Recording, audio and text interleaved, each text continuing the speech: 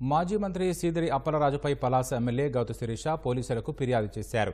వైకాపా హయాంలో చంద్రబాబుపై నోటికొచ్చినట్టు మాట్లాడారంటూ కాశీబుగ్గ పోలీస్ స్టేషన్లో ఫిర్యాదు చేశారు. జగన్ ప్రాపకం కోసం ఇష్టం వచ్చినట్లు మాట్లాడిన అప్పలరాజుపై చర్యలు తీసుకోవాలని కోరారు.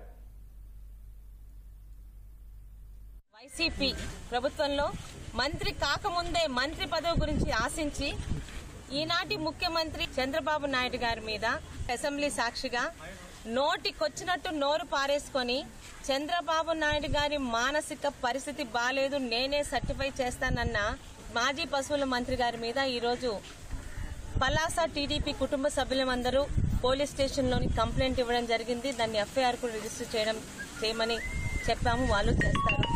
నోటు పారేసుకునే వాళ్ళకే మంత్రి పదవులు ఇస్తానని చెప్పిన జగన్మోహన్ రెడ్డి ప్రాపకం కోసం విజనరీగా కీర్తించబడుతున్న చంద్రబాబు నాయుడు గారి మీద ఈయన ఒక డాక్టర్ అట, ఈయన సర్టిఫై చేస్తే చంద్రబాబు నాయుడు గారి మానసిక స్థితి బాలేదంట. ఆయన్ని హాస్పిటల్కి పంపించి సర్టిఫై చేశాక చంద్రబాబు నాయుడు గారు అసెంబ్లీ హాల్లో రావాలని నోరు పారేసుకున్న అప్పలరాజు గారి మీద మేమందరం కంప్లైంట్ ఇవ్వడం జరిగింది. లీగల్ గా చట్టపరంగా ఆయన మీద ఎటువంటి యాక్షన్ తీసుకోవాలో చట్టం ప్రొసీడ్ అవుతుంది.